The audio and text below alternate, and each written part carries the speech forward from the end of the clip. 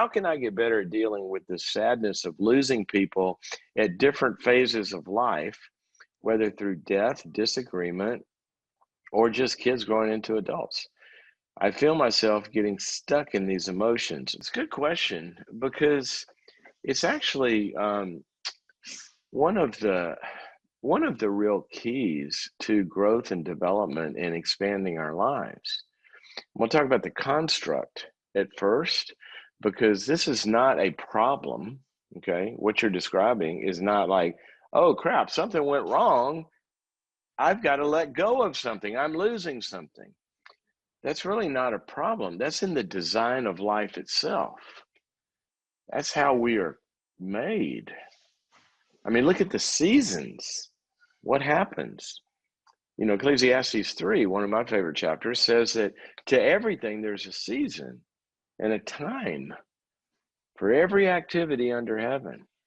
It says a time to start things, and then to birth things, and then those things die. And it says a time to plant, and we sow into a relationship or a business or a community or a church or a club or a sport or whatever it is, and we really pour ourselves into it.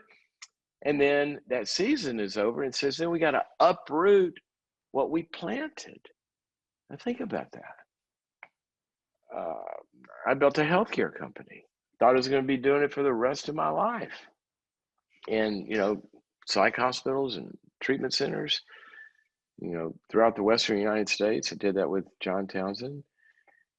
And we loved it and so invested in that. And then what happened 12 years later, after all of that work and everything, and hundreds and hundreds of people and jobs, and then the healthcare industry decided to change. Couldn't do that anymore.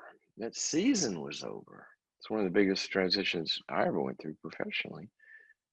And you plan all this, and then you have to uproot your investment of all your time and energy and dreams, and then you have to go on. Okay. It says in Ecclesiastes, there's a time to embrace. There's certain relationships we embrace, certain dreams we embrace, and then a time to shun from embracing and saying, I can't do that anymore.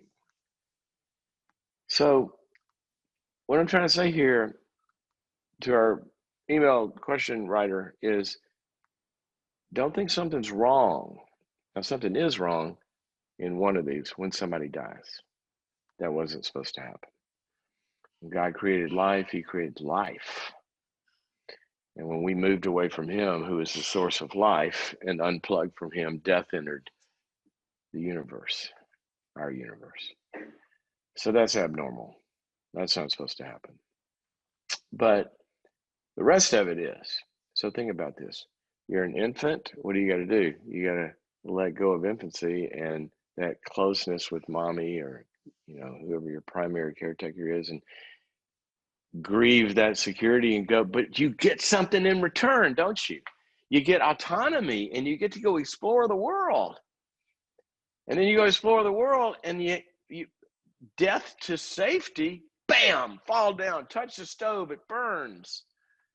So I got to grieve that nothing ever bad happened when all I had was mommy. But now look what I've gained. Okay? And then you go out there and you use your talents and abilities, and you start to create stuff. And then it doesn't work. You got to grieve and be sad about, I failed. And then you have friendships that don't work out. A kid in kindergarten puts dirt in your eye. Well, that didn't work. You got to let go of being his buddy and find another one. So this is normal. All right. Now, guys, I'm going to make a production change here. Let's get to, if I get 2 of these, then I think something magic happens. Okay. So what you're talking about, though, is you get stuck. Now, there's a couple of things I want you to look at when you get stuck in this. And one of the things that happens is there's just something about the letting go that we're stuck in, and that has to do with the grief process. So I want you to look at, and we'll give you two ways to look at this. One of the problems is I can't let go. The other problem is I can't go forward. Okay. Now, the not letting go generally is a defense against feeling the sadness in the right way. And the right way means a letting go sadness, that I realize it's over. It's over. It's gone. God let go. Have a little mini funeral on that dream or that time of life. And we really have to cry it out. But you have to cry it out not in a protesty way, which is part of it. There's some anger involved and all that, the stages of grief. But in a real letting go, a real realization that that is over. Okay? And so we have to face that. I'm in that this week. This is the first week of true empty nesting for Tori and me. I was on a trip. We dropped our daughter off at college last weekend. And as you know, I continued to travel. Last night, I came home for the first time.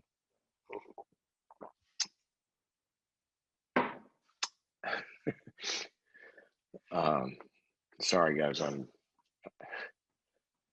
going to feel this here. I walked in the door. My first impulse was, where's Tori? Where's Lucy? Lucy's gone. I'm so used to seeing her here. I mean, it's been 18 years. She wasn't here. I walked up the stairs. You go up the stairs in our house, get up the stairs, you hit the platform up there. First door to the right, see right in there. All her guitars hanging on the wall. Gone. I cried. Yeah, it's part of it. Here I am again. This is probably my last. So you got to do that. Now, what is part of that also is sometimes for some of you, and this may be true for you who wrote the question, that you have had other losses before that this, if you think of an icon on a computer and think empty nest, I lost Lucy being home, I can click on that icon and run that program and go through that grief. All right. But what if that icon is in a folder of losses? See, that's what triggers are. So I click on that icon and the whole damn folder opens up. And you feel unresolved losses that you weren't able to work through, didn't have the right support, didn't have the right help, whatever. And it just opens up a whole folder of loss. And I see this all the time clinically when I work with people. They have some loss and and then it starts to remind them of this. And then when they lost their parent, or then when there was a divorce, or then that's part of it too. And you may be getting stuck